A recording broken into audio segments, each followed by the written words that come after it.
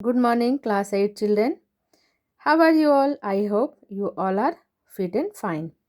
Then, children, today we will discuss a new chapter wise from the book of Hindi Vyakaran Parichay. Then, children, let's start chapter 16. वाच्य वाच्य क्या है? मैं सबसे पहले आपको ये बताना चाहूँगी कि वाच्य जो होता है यह एक प्रकार का आप समझिए वाक्य ही है। ठीक है, तो वाच्य जो वाक्य होता है, वाच्य में वाच्य क्रिया का काम का वह रूप होता है कि जिससे यह जाना जाता है कि इसमें कर्ता की प्रधानता है, इसमें क्रिया प्रमुख है, ठीक है, काम प्रमुख है या कर्ता प्रमुख है या कर्म है या अथवा भाव है।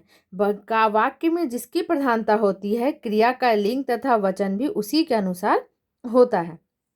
ठीक है, तो जहाँ वाक्य में संज्ञा अथवा सर्वनाम पदों में कर्ता का प्रमुख स्थान होता है, वहीं मतलब कहने का मतलब है कि वाक्य में जहाँ संज्ञा सर्वनाम का प्रमुख स्थान होता है, तो वहीं पर क्रिया का भी, काम का भी प्रमुख स्थान होता है।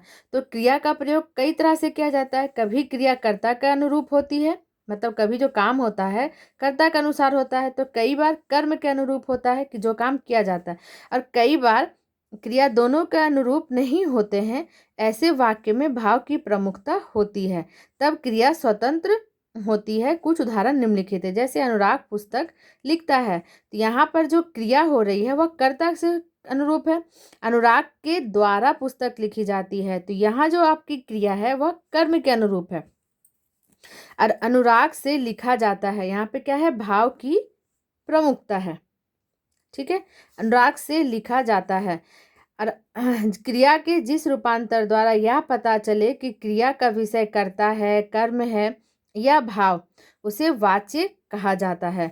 वाक्य में कर्ता, कर्म अथवा भाव जिसकी प्रधानता होती है, पुरुष, लिंग, वचन तथा क्रिया भी उसी के अनुसार होते हैं। अतः हम कह सकते हैं कि वाच्य जो है क्रिया का वह रूप है जिससे यह जाना जाए कि क्रिया का प्रमुख विषय कर्ता है, कर्म है या भाव।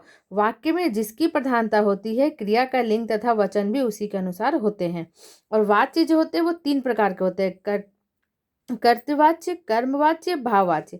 तो फर्स्ट हम देखते हैं कर्मवाच्य के एग्जाम्पल कि माता जी खाना बनाती है। आप बच्चों इस तरह से भी देख सकते हैं कि कर्तवाच्य में माता जी खाना बनाती है, यहाँ पर जो कर्ता है माता जी है, और जो कर्म है, जो क्रिया है, यहाँ कर्ता के अनुरूप है। अध्यापक बच्चों को पढ़ाता है, यहाँ पर क्रिया काम कौन सा हो रहा है? बच्चों को पढ़ाना। वो किसके अनुरूप हो रहा है? अध्यापक के।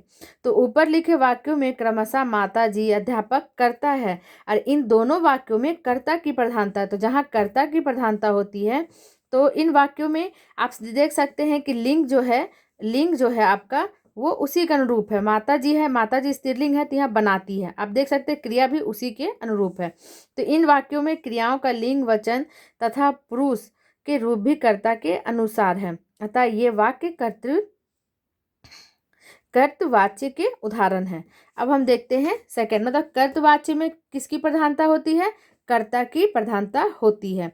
और हम नेक्स्ट देखते हैं कर्मवाच्य, जहाँ क्रिया का संबंध सीधा कर्म से हो तथा क्रिया का लिंग तथा वचन कर्म के अनुसार हो, वहाँ कर्मवाच्य होता है।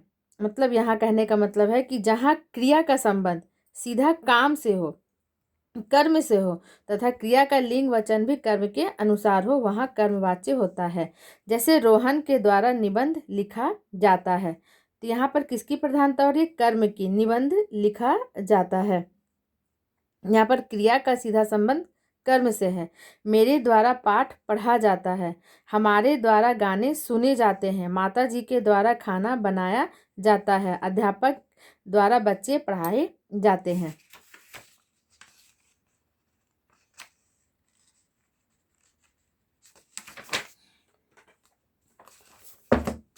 तो दिए गए वाक्यों में क्रमशः निबंध, पाठ, गाने, बच्चे आदि ये सब क्या है? ये कर्म है, और क्रिया के रूप में भी कर्म के लिंग और वचन के अनुसार बदले गए हैं। अतः ये सभी वाक्य कर्मवाच्य के उदाहरण हैं।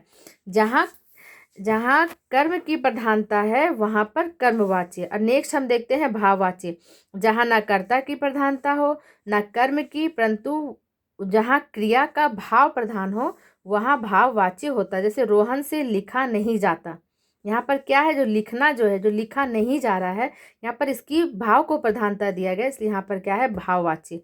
छात्रों से चला नहीं जाता, आप देख सकते हैं कि भाववाची में आपको अक्सर नहीं सब मतलब निषेधात्मक वाक्य मिलेंगे।